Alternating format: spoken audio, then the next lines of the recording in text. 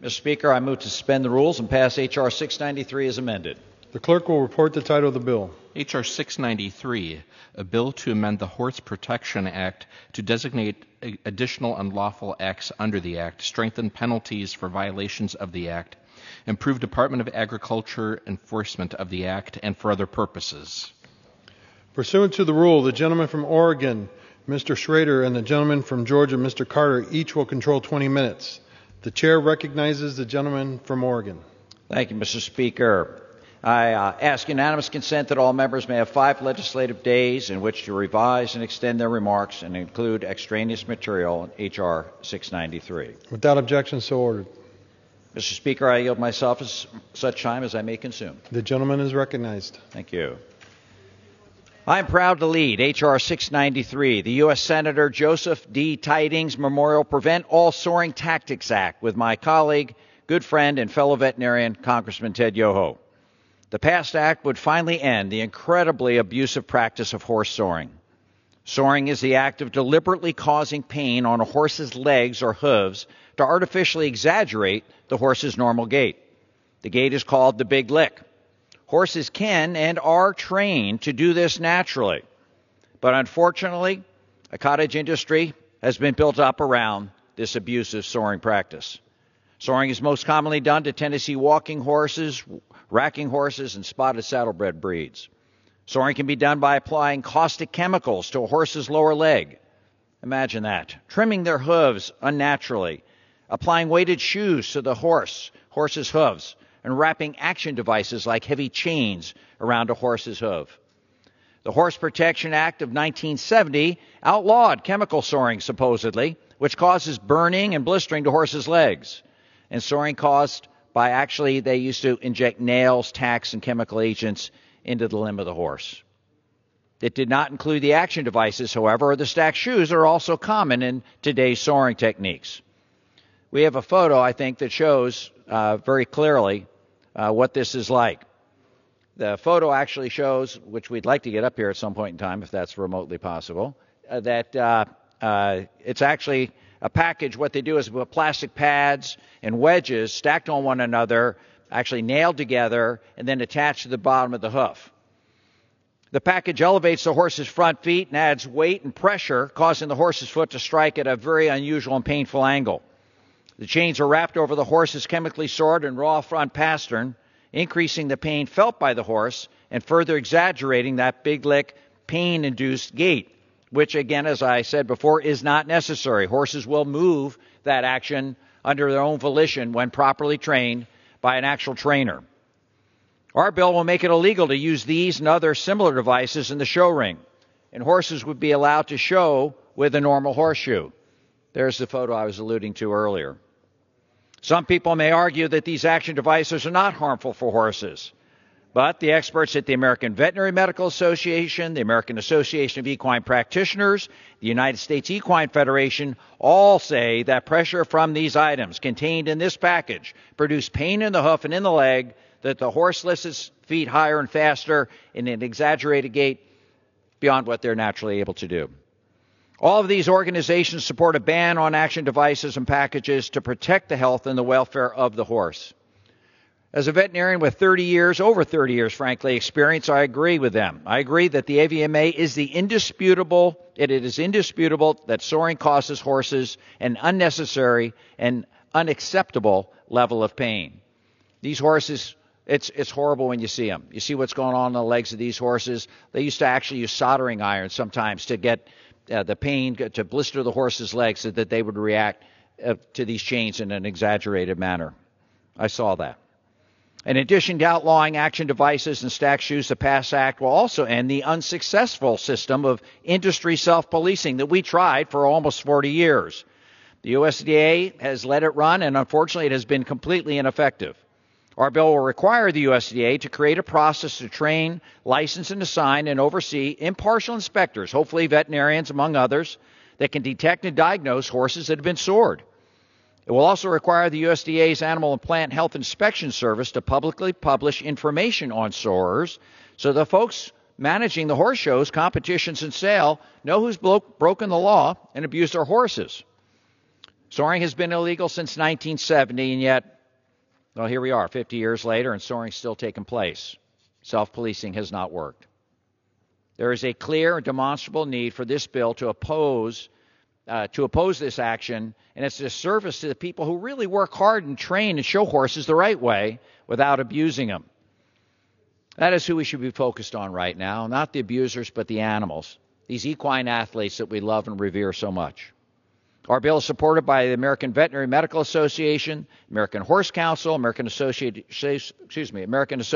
of Equine Practitioners, National Sheriff's Association, Kentucky-based United States Equestrian Federation, the All-American Walking Horse Alliance, Animal Wellness Action, the Humane Society, Veterinary Medical Associations from all 50 states, and many, many more. Matter of fact, I'd like to ask unanimous consent to put in the record or report from one of those organizations, please. The PAST Act will strengthen existing law to ensure that horse soaring becomes a thing of the past.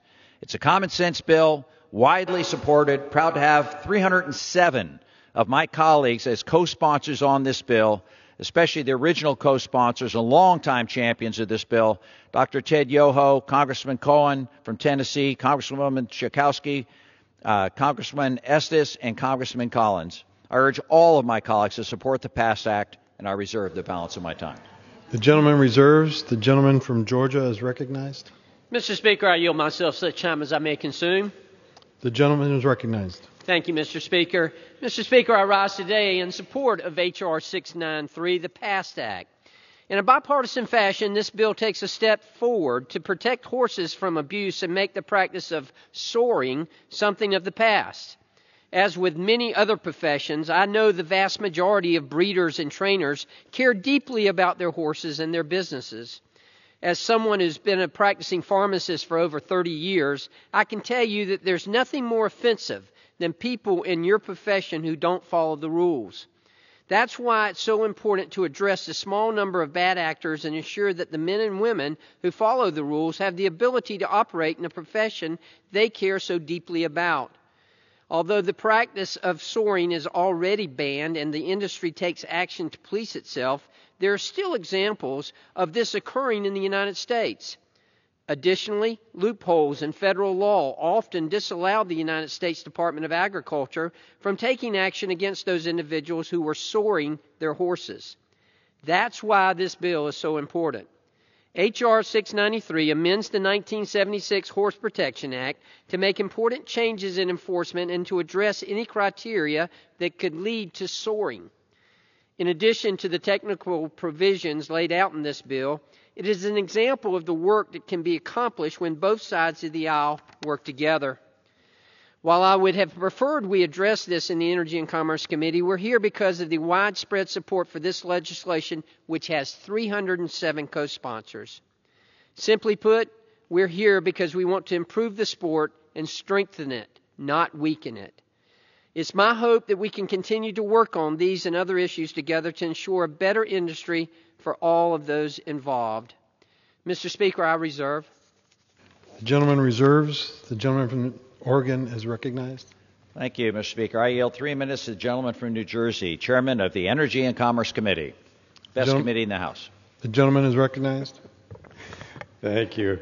I want to thank the gentleman from Oregon, particularly for saying we're the best committee in the House. I rise in support of his bill, H.R. 693, the PAST Act. And I want to start by thanking Representative Schrader and also Yoho for their work over the past several years on this important bill that will finally put an end to the cruel practice of soaring Tennessee walking horses, spotted saddle horses, and racking horses. This incredibly painful practice has been illegal in the United States for nearly 50 years since Congress passed the Horse Protection Act of 1970, but despite the federal ban, soaring continues to run rampant in some segments of the walking horse industry. The bill would amend the Horse Protection Act and finally put an end to the abhorrent practice for good. The bill bans the use at horse shows of chains, weighted shoes, and other devices that are commonly used to soar horses, and it also puts an end to the failed system of industry self-policing by giving the USDA authority to train and license independent inspectors at horse shows. The legislation also strengthens penalties on those who violate the law. This bill has received endorsements from hundreds of equine and veterinary organizations, including more than 60 state and national horse groups and all 50 state veterinary medical associations. So again, I thank Representative Schrader for his continued leadership, and it's time that Congress pass this legislation and put an end to soaring once and for all. And with that, I yield back. The gentleman yields. I reserve my time. The gentleman reserves. The gentleman from Georgia is recognized. Mr. Speaker, at this time I'd like to yield to the gentleman from Florida, a gentleman who is a veterinarian who has worked on this bill tirelessly and has done a yeoman's job at getting it to this point here. Representative Yoho from Florida. The gentleman is recognized. Thank you, Mr. Speaker, and I'd like to thank my colleagues. I'd like to thank Dr. Schrader, the leadership of the House to bring this bill up. And I'm here today for two reasons. One, we shouldn't even be here to have to run this through this body and take up valuable time legislative time that we could be talking about our debt, border, those kind of things, but we're here. First, it saddens me that we have to pass a bill to stiffen fines and penalties to keep people from doing the despicable act of intentionally soring a horse's forelegs, and this is due through chemical means or mechanical devices to artificially, and understand this, artificially accentuate the gait of the Tennessee walking, racking, or saddle horse. Dr. Schrader and I are both equine vets, the only ones in the House. We know this, we have seen this, we have dealt with this, and as Dr. Schrader brought up, the Horse Protection Act was passed in 1970 to stop this.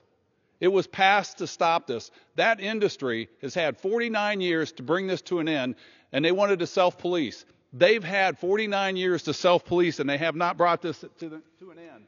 I've got a shoe here that he had a picture of. This is a built-up shoe that we use on horses. I could drop it on the table, but I don't want to get the bill to fix it. This weighs about 10 pounds. This is 1 foot on the front of a leg. And then we put these devices on there. After they put the chemical irritant on the leg to irritate it, that we put this on there. And you know why we do that? So they can win a blue ribbon. So that they can win a blue ribbon and take it and say, look at what we have accomplished. You know, it makes me sick that we have to spend the time to do this stuff. Secondly, it saddens me. We're talking about preserving a terrible practice of animal abuse, and I see it very clearly. You're either supportive of animal abuse or you're against it. That's the bottom line here. And Congress shouldn't have to do this, but again, that industry has had 49 years. I had one of the trainers come into my office and the owner for an hour and a half to try to talk me not to support this bill. And he showed me these weights, and he looked at my watch. He goes, Congressman, that watch probably weighs about the same in relationship body weight as what you're wearing. I says, you know what? You're probably absolutely right, but there's a huge difference. And he goes, what's that? I says, I choose to put this watch on. That horse has no option. This bill is a good bill to get rid of a practice that is archaic. It shouldn't be done, and it won't hurt this industry. It'll make this industry stronger. And anybody that says this is going to kill the Tennessee walking horse industry is equivalent to the guy in the late 1800s that said, those automobiles are bad. If you go over 30 miles an hour, you're going to die. We know that was a fallacy. Their argument is a fallacy. Every one of these agencies that he mentioned, the AVMA, the American Association of Equine Practitioners, every veterinary college in the United States of America, 98% of the farrier associations are are for this bill. They're against the opposition to this bill, and I stand with this, and I yield back to the gentleman, and thank you. And I reserve. The gentleman from Georgia reserves. The gentleman from Oregon is recognized. Thank you, Mr. Speaker. I yield 4 minutes to the other gentleman from Oregon, Mr. Blumenauer. The gentleman is recognized.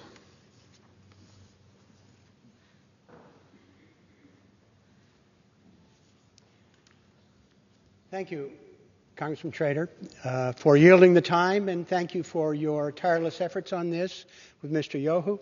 I've watched as you've battled this for years. I've worked with you to get co-sponsorships.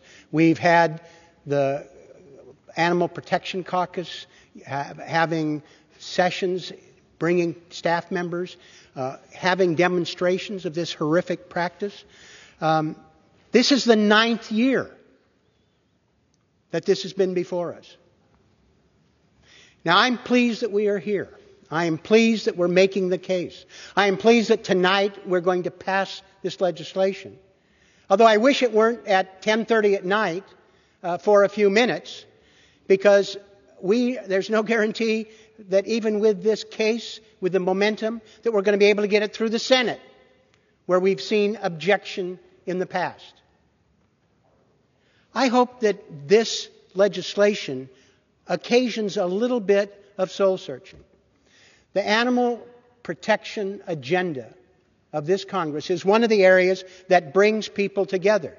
Like my two veterinary friends have shown bipartisan cooperation, dealing with the facts, mustering support, being far more patient than I would have.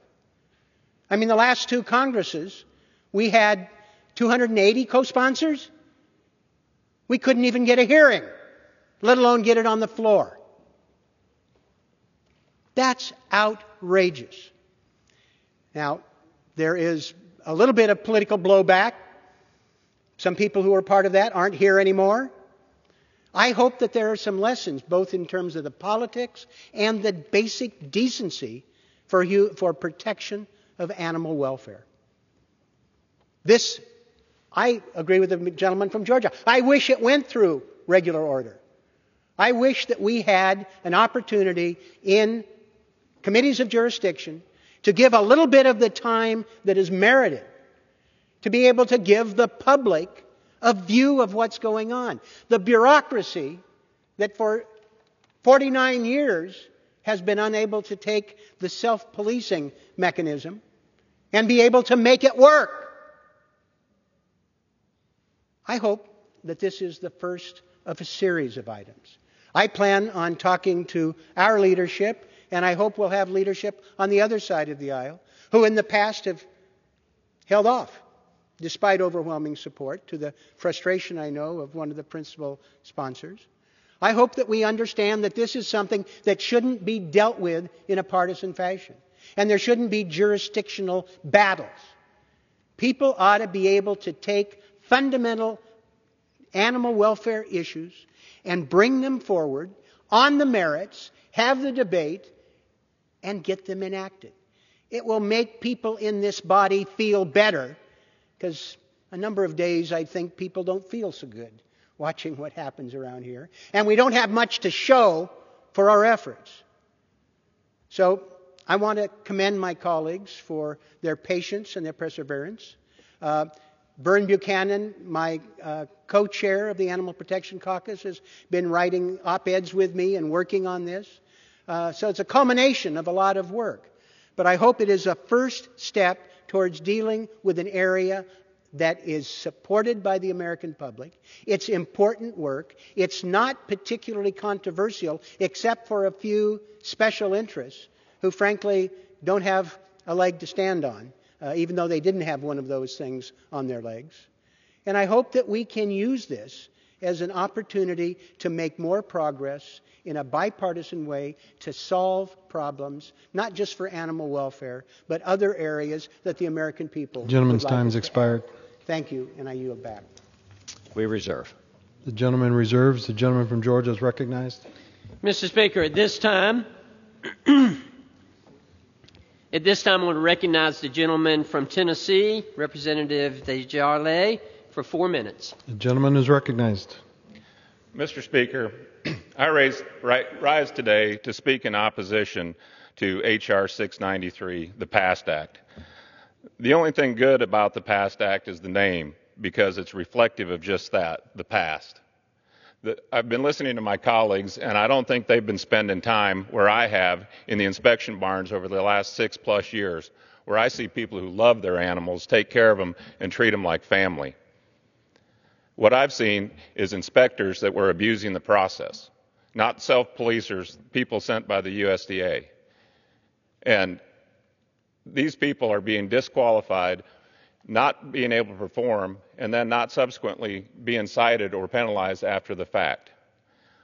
Now, the last couple of years, there has been an improvement. And today, the Tennessee walking horse has over 96% compliance rate, according to the USDA's own numbers. The only problem with the Tennessee walking horses today is that the current inspection methods are subjective. PAST Act does nothing to change this.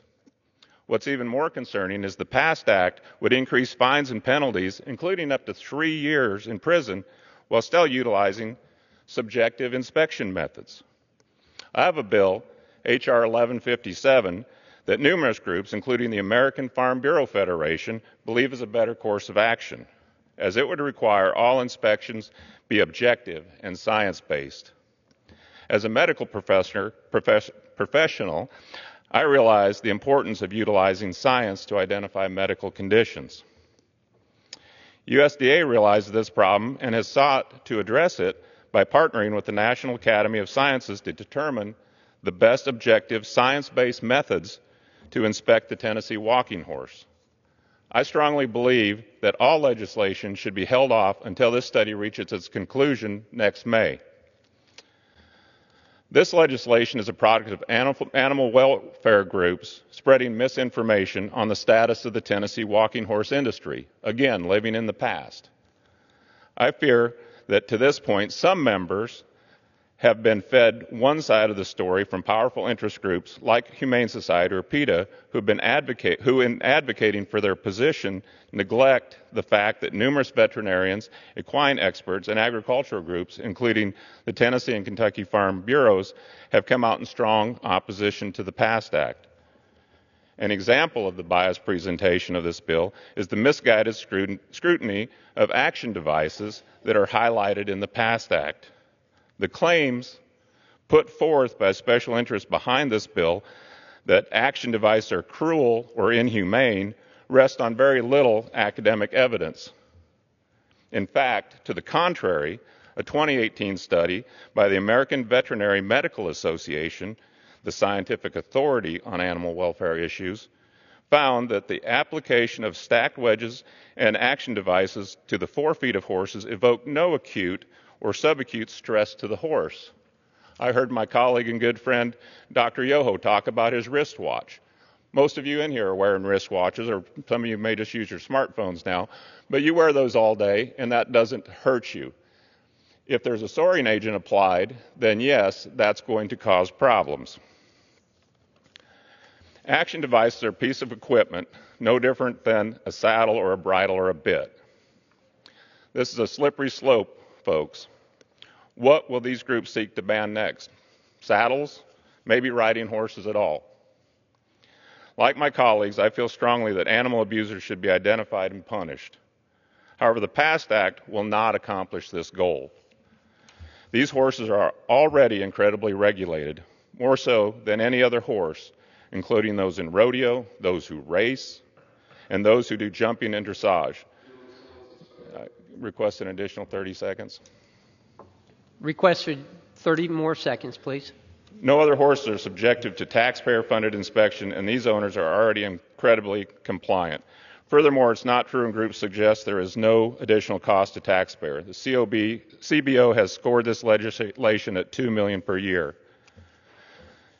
The PAST Act purports itself to be an innocent bill that will provide stricter enforcement of standards in protecting horses. The fact of the matter is that it's a federal overreach into an issue in which compliance is higher than any other USDA-regulated industry, including the food industry. I strongly urge my colleagues to carefully consider the consequences of this bill before casting their votes. It should go back to committee. The gentleman's time has expired. Be transparent. I yield back. The gentleman reserves. The gentleman from Oregon is recognized.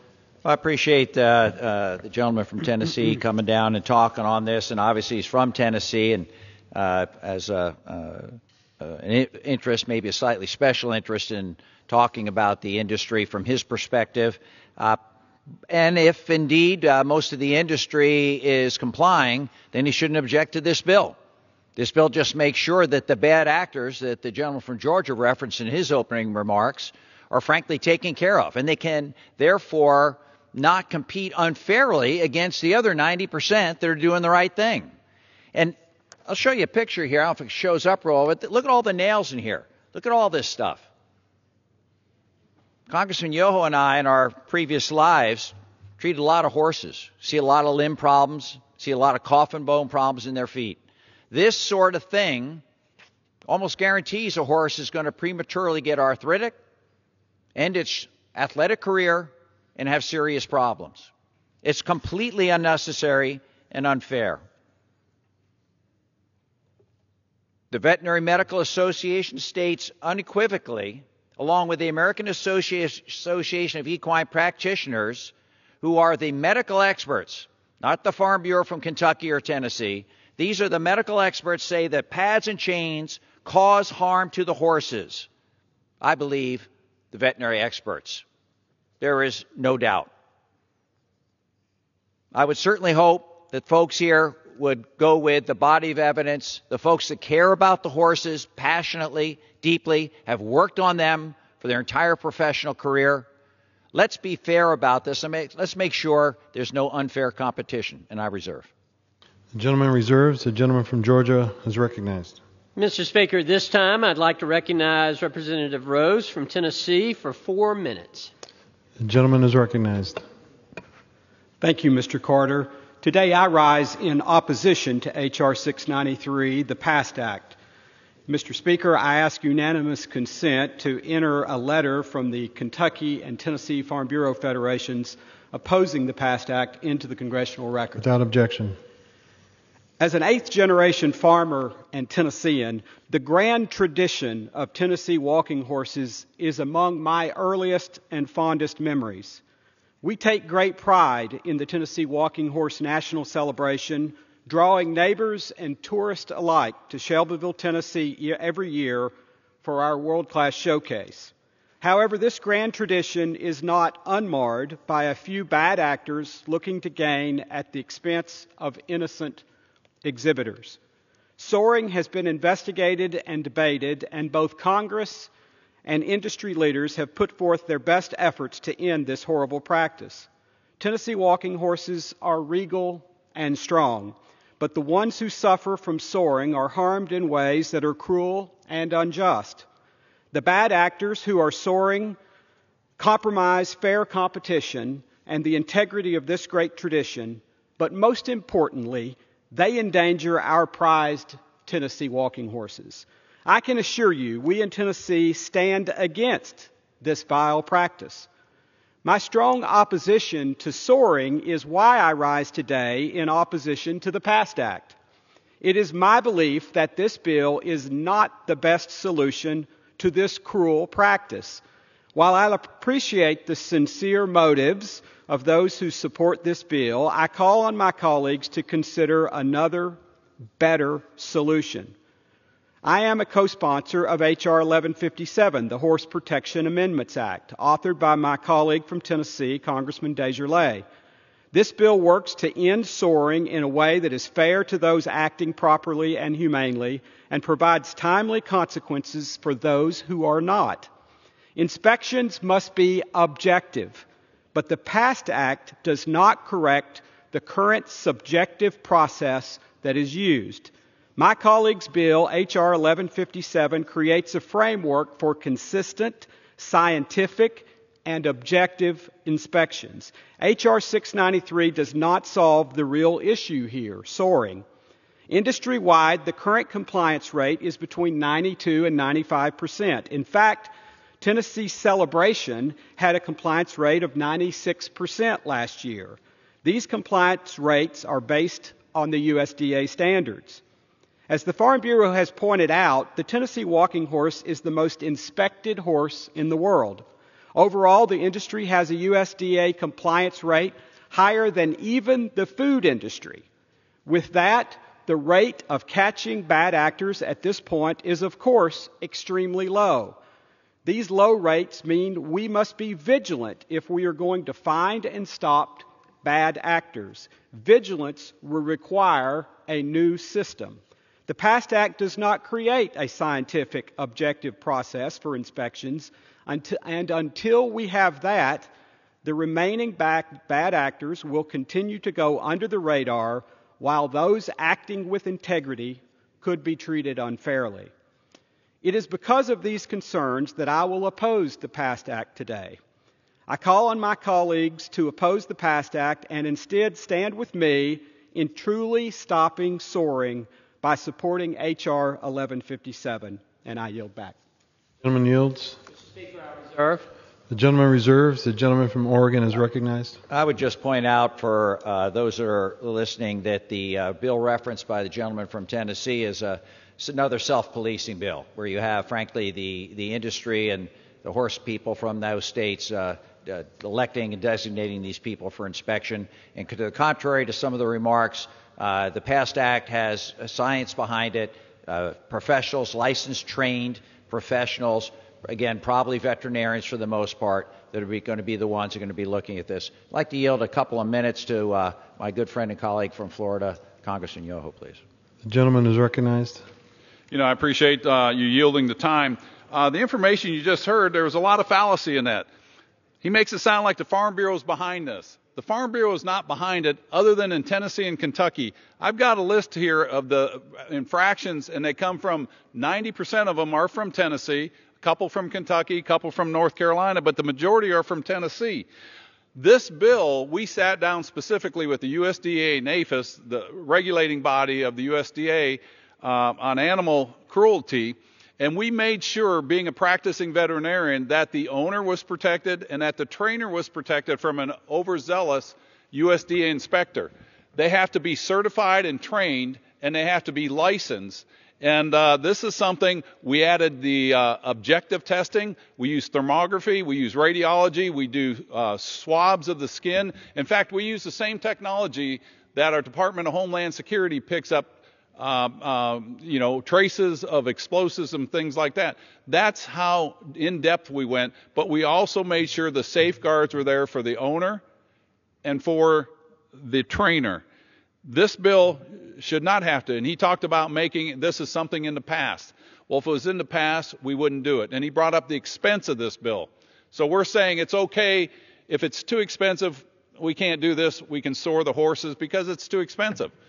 That's a bogus argument, and I think it's a shameful argument.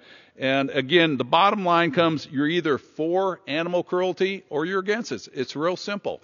And this is a time, again, let me show you this.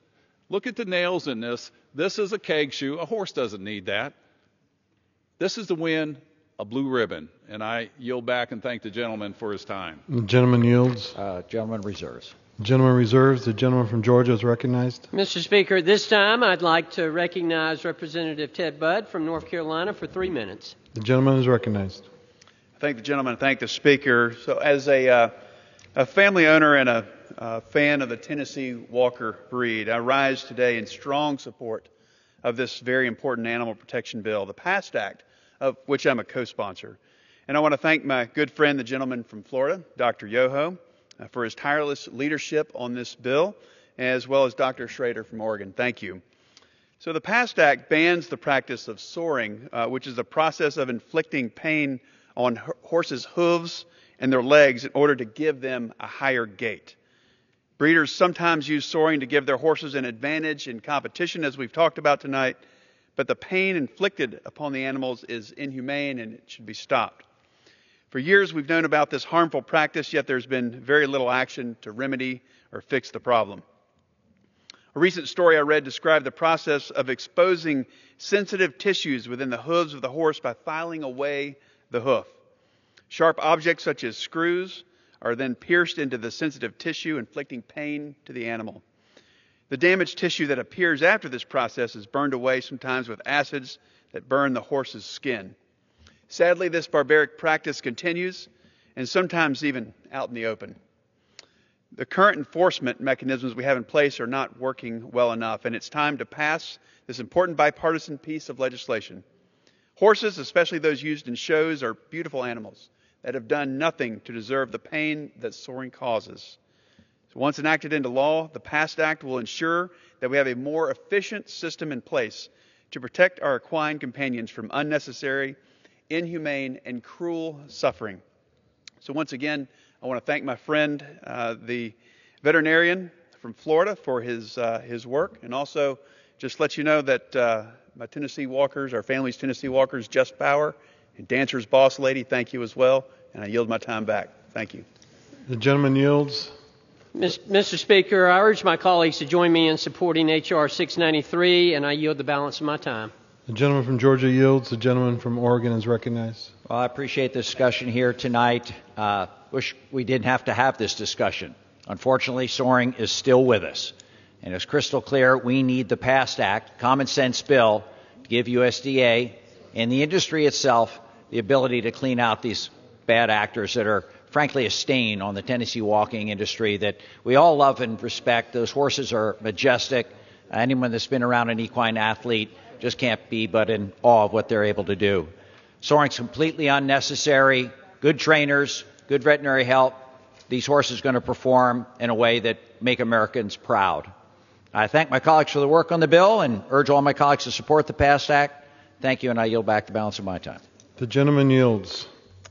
The question is, will the House suspend the rules and pass the bill H.R. 693 as amended? Those in favor say aye. Aye. Those opposed, no. In the opinion of the chair, 2/3 being in the affirmative, the rules are suspended. The bill is passed, and without objection. Mr. Speaker, request a recorded vote, please. Does the gentleman ask for the yeas and nays? Yes, I do. The yeas and nays are requested. All those in favor of taking the vote by the yeas and nays will rise and remain standing until counted. A sufficient number have risen. The yeas and nays are ordered. Pursuant to Clause 8 of Rule 20, further proceedings of this question will be postponed.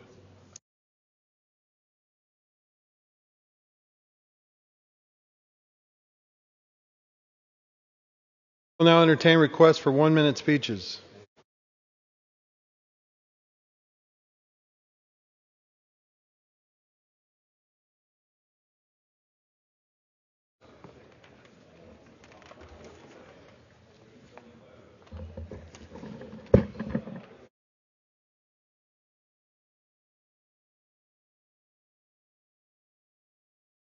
For what purpose does the gentleman from California seek recognition? I seek unanimous consent to address the House for 1 minute. Please revise and extend my remarks. Without objection, the gentleman is recognized for 1 minute. Mr. Speaker, this week marks 200 days into my first term as a member of Congress. It has been an incredible honor to serve the residents of the 39th Congressional District in California. I'm very proud of what we have accomplished so far in Congress. From the passage of 3 of my pieces of bipartisan legislation this week, which will expand access to benefits for veterans, service members, and their families, to the 32 amendments my colleagues and I have offered that were agreed to on a bipartisan basis, and the 3 bipartisan bills that I had the honor of supporting that have been signed into law by the President. I am most proud of our constituent services in the district. In just 200 days in office, we have retrieved over $190,000 from federal agencies for our constituents and worked on over 250 cases. I work for the people of my district. It's what I have attended hundreds of local events and met with thousands of my constituents. I look forward to the next 100 days and beyond working for the people, bringing change to Washington, D.C., and ensuring I give my constituents the representation they deserve. Thank you, and I yield back the balance of my time. Yields back. For what purpose does the gentleman from California seek recognition? Without objection, the gentleman is recognized for 1 minute. Mr. Speaker, today the Democrats got their wish, and Special Counsel Robert Mueller testified before not 1 but 2 House committees. I wonder if they'd reconsider that in hindsight. I don't think it went as they had planned. Today's hearings only hammered home the simple fact we already knew. The special counsel did not find evidence to charge the president with a crime. Game over. Sadly, this was nothing more than political theater and a colossal waste of time. Democrats wanted reinforcement for their partisan witch hunt against the president. Didn't happen. If anything, today's testimonies only raised more questions on why this entire investigation was even open in the first place, why exculpatory evidence wasn't included in the report. After wasting 22 months, 25 million taxpayer dollars, and countless other resources, Americans deserve to know the truth about how this whole episode was fabricated and who is responsible. The Steele dossier, abuse of our intelligence agencies, DNC direct involvement. If Democrats put half as much effort in improving our country as they did into baseless attempts to impeach the president, we might just be able to get something done around here. I urge my colleagues to move on from this disaster and get back to work for the American people. Are there any further one-minute speeches?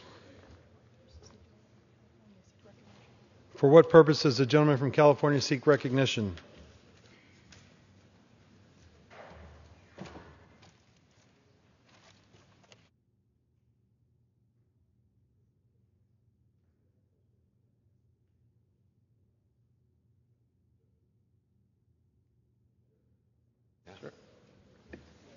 For what purpose does the gentleman from California seek recognition? I move that the House be adjourned. The question is on the motion to adjourn. Those in favor say aye. Those opposed say no. The ayes have it. The motion is adopted. Accordingly, the House stands adjourned until 10 a.m. tomorrow morning for our debate.